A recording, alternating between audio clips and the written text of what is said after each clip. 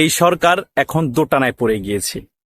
শাহাবুদ্দিন চুপ্পুকে রাষ্ট্রপতি পদে রাখতেও পারছে না, আবার পদত্যাগ করাতেও পারছে না।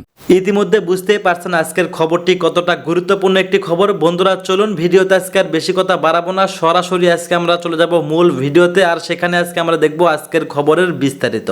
এই সরকার এখন দোটানায় পড়ে গিয়েছে। শাহাবুদ্দিন চুপ্পুকে রাষ্ট্রপতি পদে রাখতেও পারছে না, আবার পদত্যাগ করাতেও পারছে না, আবার সংবিধান পরিবর্তন করাতেও পারছে না, আবার এই সংবিধান মেনেও কাজ করতে পারতেছে না। তারা কিছু সংবিধান মানছে যেগুলো তাদের সাথে মিলে যায়, আর কিছু সংবিধান মানছে না যেটা তাদের সাথে মিলে না।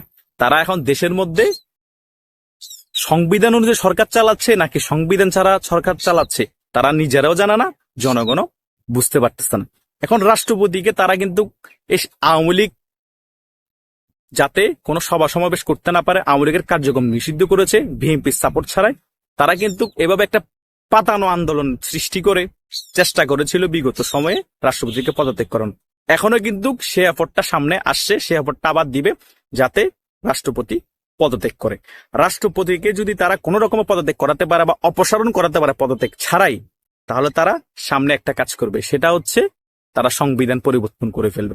কারণ তারা এখন এমন এমন কাজ করবে যেটা বাংলাদেশের মানুষ কখনো কল্পনা করে নাই। কেন করবে জানেন? কারণ তাদের উপর জনগণের কোনো ম্যান্ডেট নেই, জনগণ তাদেরকে ভোট দিয়ে আনে নাই। কাজী ইব্রাহিম, মুফতি কাজী ইব্রাহিম অনেক বড় আলেম ওলামা, ওনাকে আমরা অনেক সম্মান করতাম। তিনি বলতেছে ডক্টর ইউনূস নাকি আল্লাহ প্রদত্ত, নবীদেরকে যেভাবে আল্লাহ প্রদত্ত হিসেবে পাঠায় ডক্টর ইউনূসকে নাকি আল্লাহ প্রদত্ত হিসেবে পাঠিয়েছে। তাই ডক্টর ইউনূসের আন্ডারে বা ডক্টর ইউনূসকে নির্বাচন করে সরিয়ে যে যারা করবে তারা নাকি ইসলাম বিরোধী কাজ করবে। এটা হচ্ছে আমাদের এখন আলেম ওলামাদের ফতুয়া। তার মানে কি, ডক্টর ইউনূসকে রেখে দিতে হবে, কোনো নির্বাচনের দরকার নাই, ডক্টর ইউনূস আমৃত্যু বাংলাদেশের প্রধান উপদেষ্টা থাকবে। এবার এদের চিন্তাধারা দেখেন, তারা এখন কি করবে? খেলাফত প্রতিষ্ঠা করবে, শরিয়া আইন প্রতিষ্ঠা করবে। তাহলে কি করতে হবে? আওয়ামী লীগ হচ্ছে মেইন বাধা। আওয়ামী লীগ সকল হিন্দু ধর্ম, বৌদ্ধ, খ্রিস্টান সকল মানুষ ধর্মকে নিয়ে আওয়ামী লীগ রাজনীতি করে। এখন আওয়ামী লীগকে তারা কার্যক্রম নিষিদ্ধ করে দিয়েছে, সামনে হয়তো নিষিদ্ধ করে আওয়ামী লীগকে কোণঠাসা করবে। বিএনপি স্ট্রংলি কোনো পদক্ষেপ নিতে পারে নাই। 8 মাসে বিএনপি যে সকল কার্যকলাপ করেছে সকল কিছু সরকারের কাছে রেকর্ড আছে। বিএনপি যখন রাজপথে নামবে সকলকে লিস্টেড করে করে ধরা শুরু করবে। তখন বিএনপি যখন আন্দোলনে নেমে দেশের ক্ষয়ক্ষতি করার চেষ্টা করবে, তখন বিএনপির নামে এসব দোষারোপ দেখিয়ে, আওয়ামী লীগের নামে যেসব দেখিয়েছে অনেক কিছু হাবিজাবি দেখিয়ে বিএনপিকেও নিষিদ্ধ করার চেষ্টা করবে এবং বিএনপিকেও হয়তো রাজনৈতিক কার্যক্রম বন্ধ করার চেষ্টা করবে। কারণ তারা এমন রাজনীতি করতেছে যে আওয়ামী লীগের সাথে বিএনপি লাগিয়ে রাখতেছে, আওয়ামী লীগের সাথে জামাতের লাগিয়ে রাখতেছে, আবার বিএনপির সাথে এনসিপি লাগিয়ে রাখতেছে। মানে তারা এন্ট্রি খেলা খেলতেছে, যাতে বিএনপিকে নিষিদ্ধ করলে আওয়ামী লীগ কিছু না বলে আওয়ামী লীগকে নিষিদ্ধ করেছে, আর এখন বিএনপি যাতে চুপ থাকে। পরে বিএনপিকে যখন কোণঠাসা করবে, নিষিদ্ধ করবে, তখন আওয়ামী লীগ যাতে রাগে ক্ষোভে বিএনপির সাথে একত্রিত না হয়, আলাদা আলাদা আন্দোলন করে বা আলাদা আলাদা থাকে। আবার জামাতকে রাখছে আলাদাভাবে। মানে তারা এমন ভাবে ক্যালকুলেশন করে রাজনীতি করতেছে, এটা একদিনে হয়নি, খুব সূক্ষ্ম মাথায় কাজগুলো করতেছে। তাদের ভিতর অনেক মেকার আছে, এটা বাস্তব, এটা মানতেই হবে। কারণ সূক্ষ্মভাবে যদি তারা এসব চিন্তা করে, রাতের বেলা ছক আকারে রাজনীতিটা না করে, তাহলে তারা এত কিছু এত সাহসের সাথে করতে পারে না।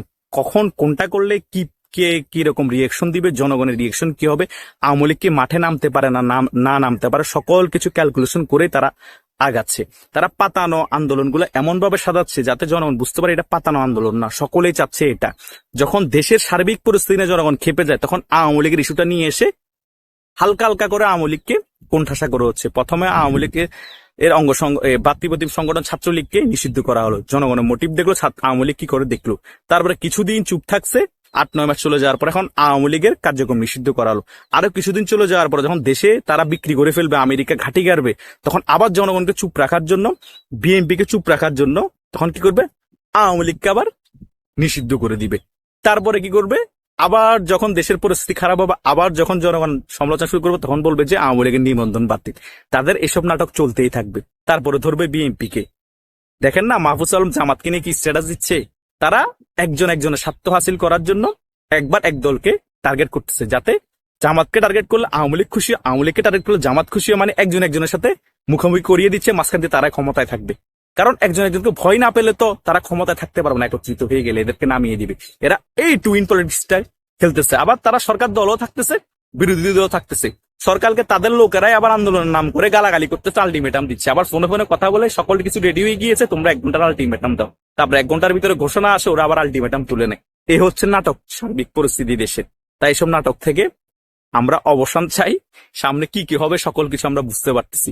শুধু দেশটাই বিক্রি হয়ে গিয়েছে, এটাই দুঃখের বিষয়। জনগণ বুঝতে পারলো না। দেশের করিডোর মরিডোর আরো যেসব কিছু আছে, সেন্ট মার্টিনে যাওয়া বন্ধ, পার্বত্য অঞ্চলে ইপিডিএফ দখল নিয়ে বসে আছে, ওদের সাথে সাক্ষাৎ করতেছে, কেলকেলিয়ে হাসতেছে। মানে দেশের সার্বভৌমত্ব বলতে এখন আমাদের কিছুই নেই। মায়ের মারো এখন 10 কিলোমিটার ভিতরে ঢুকে নাচানাচি করে, গোলাগুলি করে। এটাই হচ্ছে দেশের সার্বভৌমত্ব, এটা হচ্ছে আমাদের ডক্টর ইউনূসের ম্যাজিক। জনগণের কপালে কি আছে আল্লাহ ছাড়া কেউ জানে না। দেখতে থাকুন আমাদের কপালে কি আছে। ধন্যবাদ সকলকে। ধন্যবাদ প্রিয় দর্শকবৃন্দ, আমাদের ফুল ভিডিওটি দেখার জন্য আপনাকে জানাই অসংখ্য অসংখ্য ধন্যবাদ। তো বন্ধুরা, আজকের এই নিউজটি দেখে আপনাদের কি মতামত অবশ্যই কমেন্ট বক্সে কমেন্ট করতে ভুলবেন না। আর হ্যাঁ, এমন নিত্য নতুন আপডেট খবর সবার আগে পেতে চাইলে এখনই আমাদের এই পিচ্চি সাকিব ইউটিউব চ্যানেলটি সাবস্ক্রাইব করুন। ধন্যবাদ।